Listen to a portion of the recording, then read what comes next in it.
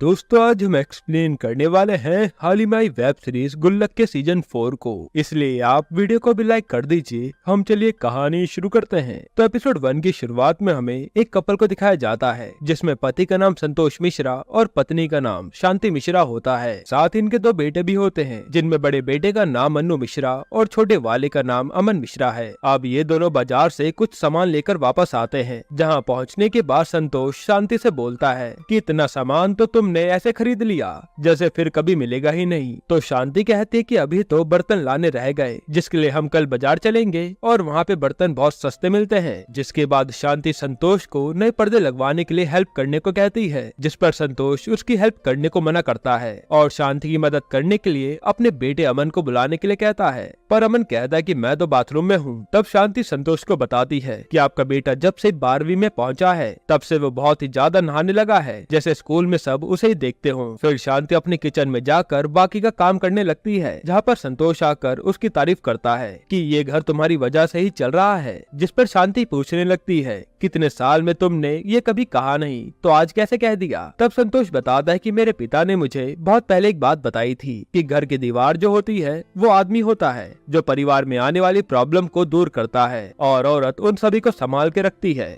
जिस पर शांति उसे कहती है कि ऐसे तो फिर तुमने कुछ घर के लिए किया ही नहीं, क्योंकि ये घर तो तुम्हारे पिताजी ने बनवाया था। जिसके बाद संतोष अपनी तारीफ करने लगता है कि जब तक ये संतोष मिश्रा जिंदा है तब तक इस घर पे आने वाली सारी प्रॉब्लम्स मैं संभाल लूंगा। तभी उनके घर की डोरबेल बजती है, जिसे सुन के संतोष बाहर आता है, जहां हम देखते हैं कि इनके घर पर नगर निगम का नोटिस आया है कि आपका घर अवैध तरीके से गली घेर रहा है, इसलिए हमें उसको उतनी जगह से तोड़ना होगा। जिस पर संतोष उसे बोलने लगता है कि इस घर को तो बने काफी साल हो गए हैं, तो अचानक से नोटिस कैसे आया। तो वो आदमी उन्हें नगर निगम को अपना जवाब लिख कर भेजने के लिए कहता है और वहाँ से चले जाता है। हालांकि अब इससे इनका पूरा मिश्रा परिवार टेंशन में आ जाता है। वहीं दूसरी तरफ हमें अन्नू मिश्रा को दिखाया जाता है जो एक मंगला फार्मेसी में काम करता है और डॉक्टर सिंह के क्लिनिक के बाहर उनका वेट कर रहा था ताकि वो उनको अपनी मेडिसिन बेच सके। फिर उनका असिस्टेंट आकर बताता है कि डॉक्टर के साथ बात करने के लिए अभी थोड़ा और वेट करना पड़ेगा, जिसकी बात मानकर वो वेट करने लगता है। पर तभी उसके पास उसका बॉस शशि आता है और कहता है कि यहाँ कब तक ऐसे बैठे रहोगे, चलो डॉक्टर से मिलना कैसा है ये बताता हूँ। जिसके बाद शशि डॉक्टर के असिस्टेंट को पान देता है और फिर डॉक्टर से मिलने चल देता है, जहाँ वो डॉक्टर सिंह को अन्नू से मिलवाता है और उनके सामने अन्नू की तारीफ भी करता है। साथ ही वो डॉक्टर सिंह को मस्का लगाकर अपनी मेडिसिन भी बेच रहा था, जो कि अन्नू भी सीख लेता है।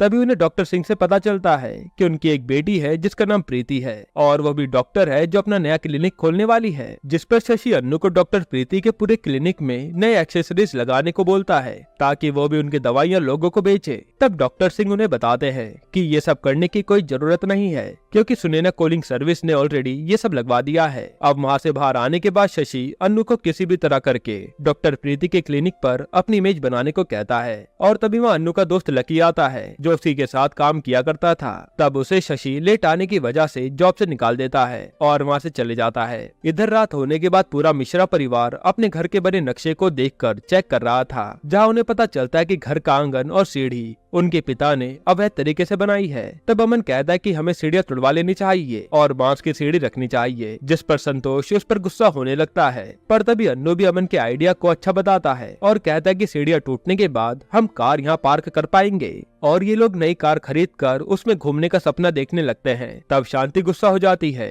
कि घर पर इतनी बड़ी मुसीबत आई है और तुम्हें कार के ख्याल आ रहे हैं। जिस पर अन्नू संतोष से पूछने लगता है कि आखिर ये सब करवा कौन रहा है। तब संतोष बताता है कि नगर निगम में नया अधिकारी आया है जो अवैध तरीके से बने घर को बुलडोजर से गिरवा रहा है और उससे सब लोग डर के मारे बुलडोजर बाबू कहते हैं। तब अनु नगर निगम में काम करने वाले डीके से बात करने को कहता है कि क्या पता वो हमारी इसमें कुछ मदद कर सके। संतोष उसे बताता है कि उसने तो इस प्रॉब्लम का सॉल्यूशन बता दिया है जिससे हमारा घर बच जाएगा, बस हमें उसको थोड़े पैसे खिलाने पड़ेंगे। पर मुझे ये सॉल्यूशन अच्छा नहीं लग रहा। जिस पर अन्नू और उसकी मम्मी अपने घर को बचाने के लिए संतोष को रिश्वत देने के लिए मना लेती है। अब अगले दिन संतोष डीके को अपने घर बुलाकर बहुत डर डर के उसे रिश्वत देने लगता है। पर तभी उनके घर पर उनकी पड़ोसन बिट्टू की मम्मी आ जाती है, जो किसी बहाने से वहाँ बैठकर ये सब देख रही होती हैं। पर किसी तरह से अमन उन्हें वहाँ से अपने घर वापस भेज देता है। फिर इनके जाने के बाद संतोष डीके को रिश्वत देता है, जिसे लेने के बाद वो वहाँ से जाने लगता है। पर तभी संतोष उन्हें रोककर कहता है कि आप नगर निगम का लेटर लिख कर जाइए। जिस पर डीके उन्हें कहता है कि आप उसमें कुछ भी लिख दीजिए पर आपका घर अब सेफ है। इस बात से संतोष को गुस्सा आ जाता है और वो रिश्वत लेने के जुर्म में उसे डराने लगता है कि अगर आप मुझे लेटर लिख के नहीं देंगे तो मैं आपके खिलाफ बुलडोजर बाबू से कंप्लेन कर दूंगा, जिससे मेरा घर तो जाएगा ही पर साथ में आपकी नौकरी भी जाएगी। अब संतोष की बातों से डीके डर जाता है और उन्हें लेटर कैसे लिखना है वो बताकर वहाँ से चले जाता है। इसके बाद संतोष अपने आप पर बहुत प्राउड फील कर रहा था क्योंकि उसने अपने घर पर आने वाली समस्या का समाधान कर दिया था, जिसके बाद उसका परिवार शाम को बहुत खुश होता है और यहीं पर एपिसोड 1 खत्म होता है। एपिसोड 2 की शुरुआत में हमें शांति को दिखाया जाता है जो मंदिर से पूजा करके घर वापस आ रही होती है। फिर वो मंदिर के बाहर खड़े होकर रिक्शा वाले को बुलाती है और यहीं पर सीन कट होता है। वहीं दूसरी तरफ हमें अमन को दिखाया जाता है जो स्कूल से घर वापस आकर देखता है कि घर पर तो कोई भी नहीं है, जिसके बाद वो अपने दोस्त सनी को कॉल करके इस थर्सडे के प्लान को फिक्स करने की बात करता है, जिस पर सनी उसे अपने साथ कुछ पैसे लाने के लिए भी कहता है। तब उसकी बात मानकर अमन अपनी गुल्लक से पैसे निकालने लगता है पर वो गुल्लक में से पैसे नहीं निकल पाते और तभी उसकी नजर अलमारी की चाबी पर पड़ती है, जिसको लेकर वो लॉकर से कुछ पैसे चोरी करने लगता है। लेकिन तभी वहाँ उसका भाई अन्नू आ जाता है। अब उसकी आवाज सुन के वो बहुत डर जाता है और जल्दी से अलमारी बंद करके उसकी चाबी अपने पास ही रख लेता है। इधर अन्नू बहुत टेंशन में था और अमन से मम्मी कहाँ है पूछ रहा था, जिस पर अमन कहता है कि मम्मी घर पर नहीं है और तुम टेंशन में क्यों हो। तब अन्नू बताता है कि मम्मी मंदिर गई थी और वापस आते समय किसी ने उनकी चैन चोरी कर ली। तभी वहाँ संतोष भी आता है जो शांति के बारे में पूछ रहा था, लेकिन यहाँ तो शांति थी ही नहीं। तब अन्नू और संतोष शांति को मंदिर ढूंढने जाने लगते हैं पर उसी समय वहाँ शांति आ जाती है और उनसे बिना बात करे अपने कमरे का गेट बंद करके बैठ जाती है। अब उनकी हालत देखकर संतोष अन्नू को कहता है कि तुम्हारी मम्मी अभी उस हादसे के सदमे में है, इसलिए जल्दी से उनके लिए पानी और चाय बनाकर लाओ। इसके बाद वो तीनों शांति से पूछने लगते हैं कि आखिर ये सब हुआ कैसे। तब शांति बताती है कि मैं एक रिक्शा वाले के साथ मंदिर गई थी, पूजा करी, फिर वापस आई तो रिक्शा वाला जिसके साथ में मंदिर गई थी उसने मुझसे ज्यादा पैसे मांगे, इसलिए मैं खुद ही अकेले पैदल निकल गई। तभी इतने में पीछे से बाइक पर 2 जने आए और मेरे कंधे पर मारकर चैन खींचकर चले गए, जिस पर संतोष उस पर ही गुस्सा होने लगता है कि तुम्हें वो सोने की चैन पहन कर जाना ही नहीं चाहिए था। और अन्नू को मम्मी की सुनाई कहानी में उस रिक्शे वाले पर शक हो रहा था और वो ये बात संतोष को बताता है कि मुझे लगता है इन सब के पीछे उस रिक्शे वाले का हाथ है, क्योंकि सुबह जब उसने मम्मी को मंदिर छोड़ा तो उसने मम्मी के गले में सोने की चैन देखी, जिसके बाद उसने अपने आदमी को कॉल करके इसके बारे में बताया। फिर वो वहाँ तब तक खड़ा रहा जब तक मम्मी मंदिर से बाहर नहीं आई और फिर मौका देखकर उसने मम्मी की चैन चोरी करवा ली। तब शांति उस रिक्शे वाले पर शक करने के लिए मना करती है और अपना काम करने लगती है। तभी अन्नू और संतोष पुलिस में रिपोर्ट करवाने की बात करते हैं, जिस पर संतोष अन्नू को लॉकर से उस चैन के कागज निकालने को कहता है, जो सुन के अमन बहुत घबरा जाता है क्योंकि उस लॉकर की चाबी तो उसी के पास थी। तब अनु देखता है कि लॉकर की चाबी तो कहीं गायब है, जिसे वो हर जगह ढूंढने लगता है। फिर वह अमन उसके पास आकर कहता है कि आप मम्मी के पास जाइए, उन्हें मनाइए कि वो चलकर थाने में रिपोर्ट लिखवाए और चाबी मैं ढूंढ देता हूँ ना। तब अनु शांति को मनाने चला जाता है और अमन लॉकर की चाबी अनु को लाकर देता है, जिसके बाद वो सब उस चैन के कागज लेकर पुलिस स्टेशन जाते हैं, जहाँ उनकी रिपोर्ट एक लेडी ऑफिसर लिखती है और पूरा इंसिडेंट पूछती है कि चैन कैसे चोरी हुई, जिस पर अनु बीच बीच में टोकने लगता है और वो उस रिक्शे वाले को पकड़ने के लिए कहता है। तब लेडी पुलिस को गुस्सा आ जाता है और वो उन तीनों को बाहर वेट करने के लिए कहती है। फिर सबके जाने के बाद शांति उनको सारी बात बताती है और पूछती है कि मेरी चैन कब तक मिल जाएगी, जिस पर वो शांति को सब्र करने के लिए कहती है कि इसमें टाइम लगेगा। तब शांति अपने आप को ही कोसने लगती है कि उसने सोना पहनकर ही गलती कर दी। तब वो लेडी उसे समझाती है कि सोना तो पहनने के लिए ही होता है। आप ही सोचिए, अगर ये आपके घर से चोरी हुआ होता तो आप उस समय ये सोचती कि मुझे सोना पहनकर ही रखना चाहिए था, और आपको तो शुक्र मनाना चाहिए कि चोरों ने सिर्फ आपकी चैन चोरी करी, वरना आजकल के चोर तो चोरी करने के साथ साथ औरत के गले पर भी चाकू मार देते हैं। अब आप सोचिए कि आपके लिए सोना ज्यादा जरूरी है या आपकी जान, इसलिए आप उन सबको भूल कर आगे का सोचिए और चैन ढूंढने के लिए हम तो बैठे ही हैं। अब पुलिस वाले की बात को सुनकर शांति को बहुत हौसला मिलता है और वो अपने इस कांड को भूलकर आगे का सोचती है। फिर बाहर आने के बाद वो सबके साथ चाट खाने जाती है और सभी साथ में चाट खाते हैं। यहीं पर एपिसोड 2 खत्म होता है। एपिसोड 3 की शुरुआत में हमें अन्नू को दिखाया जाता है जो छत पर बैठकर अपना काम कर रहा था। तभी उसके पास लकी का कॉल आता है जो पुलिया पर उसे मिलने के लिए कहता है, पर अन्नू वहाँ जाने से मना कर देता है कि मेरे पास बहुत काम है। वहीं दूसरी तरफ शांति अपने किचन में काम कर रही होती है और तभी पानी जाने लगता है, जिसके लिए वो सबको बुलाकर हर बर्तन में पानी भरने को कहती है,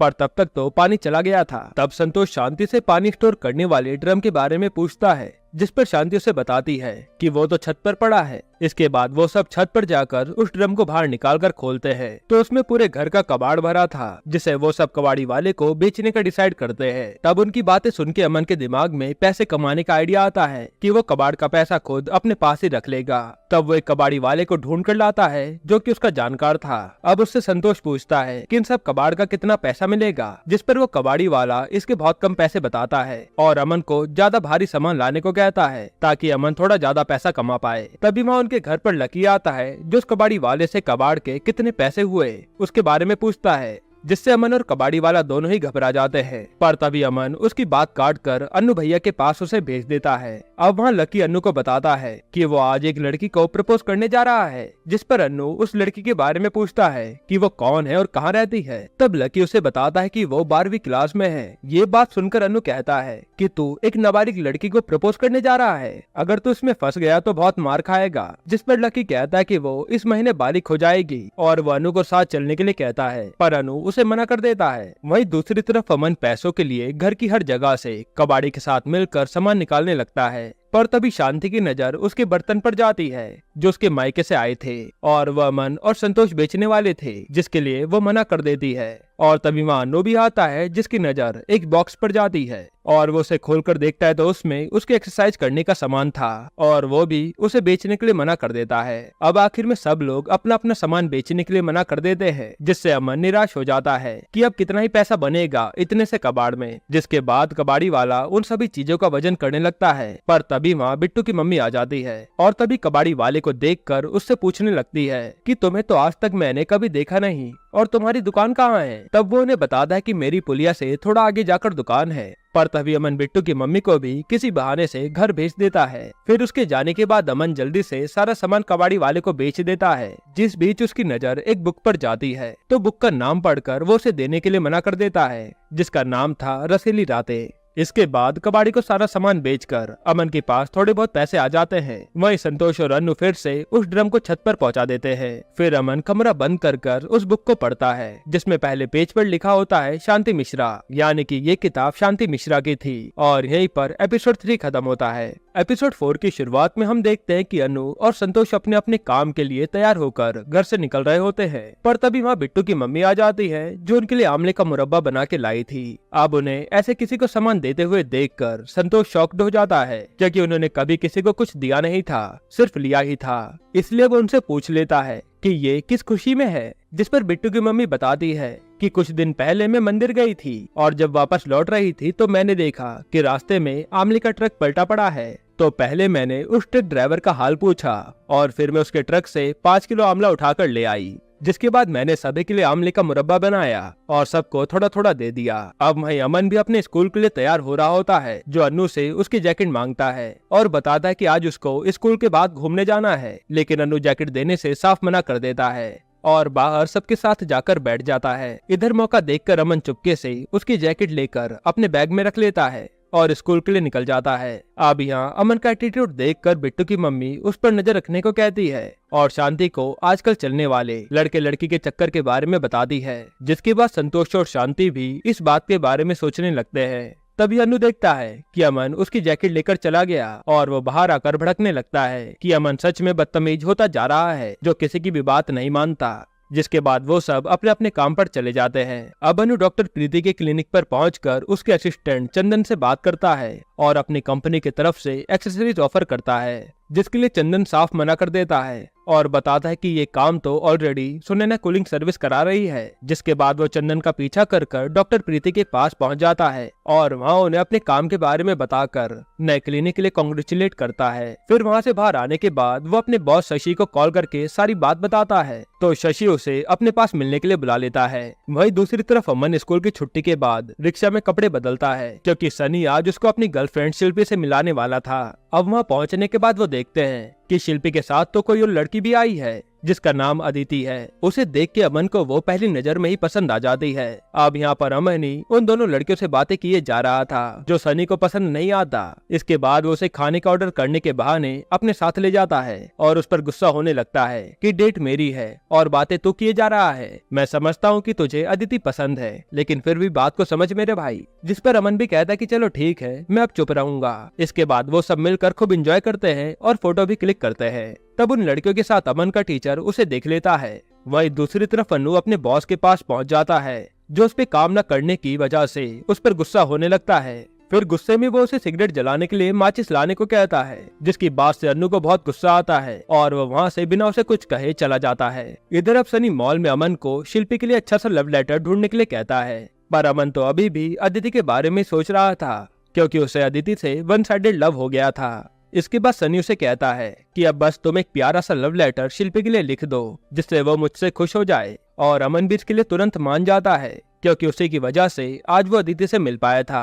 अब रात होने के बाद संतोष अपने दोनों बेटों के घर आने का इंतजार कर रहा होता है, ताकि वो उन दोनों को अलग अलग कमरे के बारे में बता सके कि अब तुम दोनों अलग अलग रूम में रहोगे, क्योंकि उसे लग रहा था कि ये एक कमरे में एडजस्ट नहीं कर पा रहे, इसलिए लड़ते रहते हैं। और जैसे ही अन्नू और अमन घर आते हैं तो अन्नू अमन को जैकेट ले जाने वाला चोर बोल देता है, जिसको सुनकर अमन को गुस्सा आ जाता है और इसी में इन दोनों की बहस शुरू हो जाती है, जिनको संतोष रोक कर खाना खाने के लिए कहता है। पर ये दोनों ही कहते हैं कि हमारा पेट भरा है। जिसके बाद अमन अपने कमरे में जाता है, पर तभी अनु उसे कहता है कि कमरे का दरवाजा लॉक नहीं होना चाहिए। पर गुस्से में तो अमन जानबूझकर कमरा लॉक कर देता है, जिससे अन्नू को गुस्सा आ जाता है। पर वो अमन को मारना नहीं चाहता था, इसलिए वो घर से बाहर चले जाता है। और इन दोनों की लड़ाई के कारण जो गुड न्यूज सुनानी थी कि अब अमन को नया कमरा मिलेगा, वो रह जाती है। फिर सबके सो जाने के बाद अमन उठकर सनी की गर्लफ्रेंड के लिए लेटर लिखता है, जिसमें वो गलती से अदिति का नाम लिख देता है। हालांकि तभी वो उसे काट कर सनी की गर्लफ्रेंड का नाम पूछता है। वहीं दूसरी तरफ अनु अपने दोस्तों के साथ बैठा होता है, जिसे लकी बताता है कि आज उसकी गर्लफ्रेंड का बर्थडे है।